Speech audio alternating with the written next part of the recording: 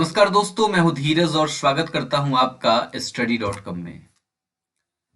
सबसे पहले एक बात आती है कि अब आप लोगों ने ट्वेल्थ पास कर लिया है, तो ट्वेल्थ के बाद जो है किस तरीके से प्रिपेयर करें कॉम्पिटिटिव एग्जाम्स के लिए। ठीक है, दिक्कत बच्चों के साथ ये नहीं है कि वो प्रिपेयर नहीं कर सकते हैं, दिक्कत ये होती है कि स्टार्ट कहाँ से करें, है ना। तो स्टार्ट कहाँ से करें, तो सबसे पहले बात ये आती है कि आप जो है अपना क्या करें, आप अपना एक गोल निर्धारित करें कि आपको जो है आपको एक गोल निर्धारित करनी होगी, एक लक्ष्य निर्धारित करना होगा कि आप किस एग्जाम के लिए प्रिपेयर करना चाहते हैं। सबसे पहले बात होगी कि क्या आप बैंकिंग के लिए प्रिपेयर करना चाहते हैं, या फिर आप एसएससी के लिए प्रिपेयर करना चाहते हैं, या फिर रेलवे के लिए प्रिपेयर करना चाहते हैं, है ना, या फिर आप एयर फोर्स के लिए प्रिपेयर करना चाहते हैं, या फिर आप नेवी के लिए प्रिपेयर करना चाहते हैं, या आप आर्मी के लिए प्रिपेयर करना चाहते हैं। सबसे पहले बात आती है कि आप किस चीज के लिए प्रिपेयर करना चाहते हैं। और भी बहुत सारे तरीके हैं, और भी आरबीआई है ना, और इससे भी ऊपर लेवल के जो बच्चे ख्वाब देखते हैं वो आपका बीपीएससी और यूपीएससी है। तो सबसे पहले बात आती है कि आप किस चीज के लिए प्रिपेयर करना चाहते हैं। अगर आपको यह समझ में नहीं आता कि भाई इसमें क्या होता है उसमें क्या होता है, तो सबसे पहली बात यह है मेरे साइड से कि आप सबसे पहले उसके बारे में जाने। आप सबसे पहले ये चीज जाने कि आखिरकार में एसएससी क्या है, या रेलवे में क्या है, इससे एयरफोर्स में क्या है, आप किस किस पोस्ट पे जा सकते हैं और किस तरीके से जा सकते हैं, है ना। सबसे पहले आपको इन सब चीजों के बारे में जानना होगा। आपको जानना होगा कि बैंक पीओ क्या होता है, बैंक क्लर्क क्या होता है ना। आपको जानना पड़ेगा कि एसएससी अगर है तो उसमें सीजीएल क्या होता है, सीएचएसएल क्या होता है, एमटीएस क्या होता है, इसके अलावा सीपीओ क्या होता है। आपको सबसे पहले इन सब चीजों को जानना पड़ेगा। रेलवे में फिर मान लो अभी खुद आपने सुना होगा कि एनटीपीसी की बहाली आई थी, ग्रुप डी की बहाली आई थी, तो आपको यह जानना होगा कि वो एनटीपीसी क्या होता है, उसमें कौन कौन से पोस्ट होते हैं। सबसे पहले आपको ये चीज ध्यान में रखनी होगी, क्योंकि इंसान जब सोचता है ना कि हमको ये चीज की तैयारी करनी है, तो उसके दिमाग में एक पोस्ट, एक ख्याल जरूर होता है कि इस पोस्ट पे जाना है हमको। आई बात समझ में। तो फिर अब अभी आपको क्या करना है, सबसे पहले ये सोचना है कि आपको उस एग्जाम में जाना है और उस एग्जाम में किस पोस्ट पे जाना है, और उसके लिए फिर कौन सी परीक्षा होती है, उसका प्रोसेस क्या है, कैसे कैसे वहां पे जाया जा सकता है। एयरफोर्स में भी कैसे कैसे एयरफोर्स में आप जा सकते हो, एनडीए क्या होता है, या फिर जो है सीडीएस क्या होता है। आपको ईच एंड एवरीथिंग, हर एक चीज के बारे में सबसे पहले जानना पड़ेगा। सबसे पहले मतलब जब आप स्टार्ट करना चाहते हैं प्रेपरेशन, तो सबसे पहले आप एक लक्ष्य बनाएं। आप उस चीज के बारे में, उस मतलब एक एरिया के बारे में आप पार्टिकुलरली उसके बारे में पूरा पूरा जाने कि क्या क्या होता है, कौन बोर्ड होता है, कौन से एग्जाम कंडक्ट होते हैं। मान लो अगर आपको टीचिंग वाले एरिया में जाना है, तो फिर आपको यह ध्यान देना होगा कि इसमें कैसे जाते हैं, क्या क्या तरीके हैं इस एरिया में जाने के। सीटेट क्या होता है, स्टेट क्या होता है ना, DSSS क्या होता है, रीट क्या होता है, सुपर टेट क्या होता है, केवीएस क्या होता है, एनवीएस क्या होता है। आपको हर चीज के बारे में जानना पड़ेगा सबसे पहले। फिर बात आती है कि उसमें सिलेबस क्या क्या पूछे जाते हैं।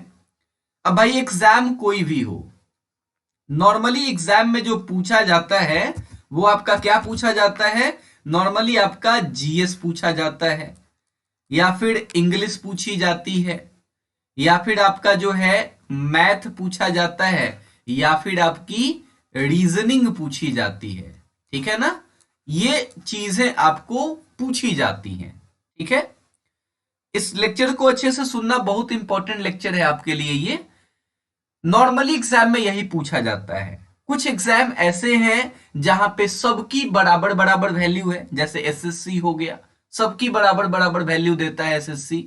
आपको जीएस मतलब कि physics, chemistry, bio, history, geography, polity, economics, current affairs, सब कुछ आपको जो है एकदम बराबर पढ़ना पड़ेगा। इंग्लिश भी उतना ही पढ़ना पड़ेगा, मैथ भी उतना ही पढ़ना पड़ेगा, रीजनिंग भी उतना ही पढ़ना पड़ेगा, कंप्यूटर भी पढ़ना पड़ेगा।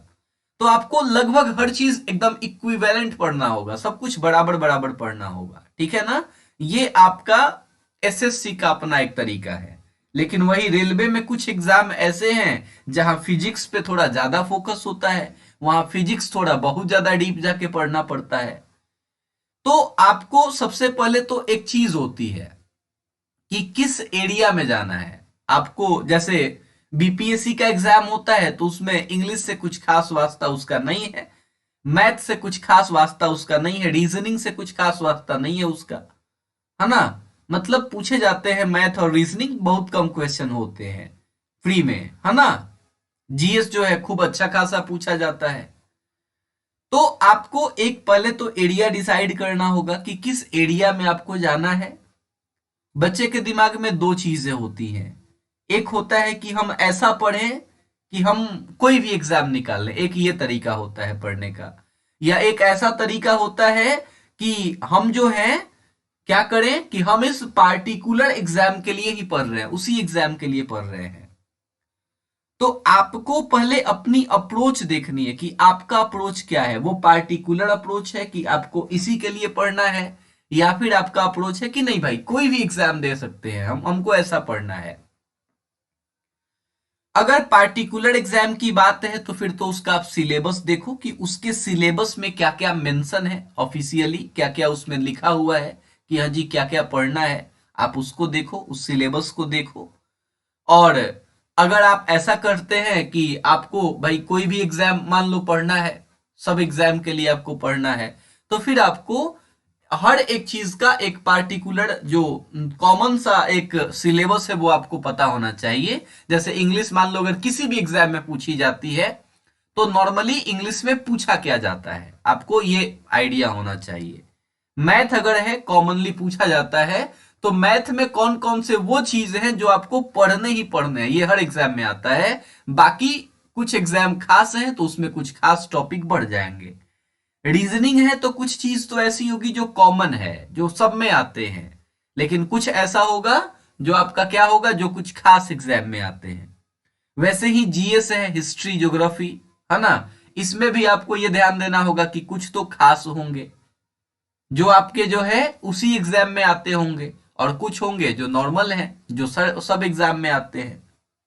तो आपको इस चीज को भी दिमाग में रखना होगा और एक एक करके आपको सिलेबस बनाना होगा कि अगर आपको ऐसा पढ़ना है कि भाई कोई भी एग्जाम में बैठे तो फिर एक कॉमन सिलेबस पहले देखना होगा कि हाँ इतना तो पढ़ना ही है, ठीक है ना। तब जाके अपनी पढ़ाई शुरू करनी है। तो आप नीचे कमेंट करके बता सकते हैं मुझको कि आप किस एग्जाम के लिए प्रिपेयर करना चाहते हैं। क्या आप ऐसा बनना चाहते हैं कि किसी भी एग्जाम में बैठे आपको परीक्षा दे देना है, कोई फर्क नहीं पड़ता जी, या फिर कोई पार्टिकुलर एग्जाम, कोई खास एग्जाम की आप तैयारी करना चाहते हैं। आप जो भी करना चाहते हैं आप कमेंट में मुझे बताएं और मैं आपके लिए दोनों चीज लेके आऊंगा। जो कॉमन सिलेबस है कि भाई ये तो इतना पढ़ना है, अगर आप भूगोल पढ़ रहे हैं तो ज्योग्राफी पढ़ रहे हैं तो इसमें इतना इतना तो पढ़ना है, हिस्ट्री पढ़ रहे हैं तो ये इतना पढ़ना है।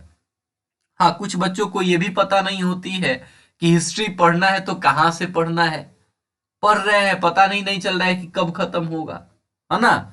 कुछ बच्चे हैं जिनको पता ही नहीं है कि ज्योग्राफी कहां से शुरू करना है, कहां पे खत्म कर देना है, कहां पे पॉलिटी को शुरू करना है, कहां पे खत्म करना है। तो एक उस सब्जेक्ट को लेके एक जो मतलब कॉन्सेप्चुअल क्लैरिटी होती है वो चीज जो है वो आपको लेकर के आनी है आपके भीतर, ठीक है ना। आप मुझको कमेंट करके बताओ कि किस सब्जेक्ट में आपको प्रॉब्लम होती है कि ये सब्जेक्ट पता नहीं चलता कहां से पढ़े। मैं उसको बता दूंगा कि यहां से आपको शुरू कर सकते हैं आप।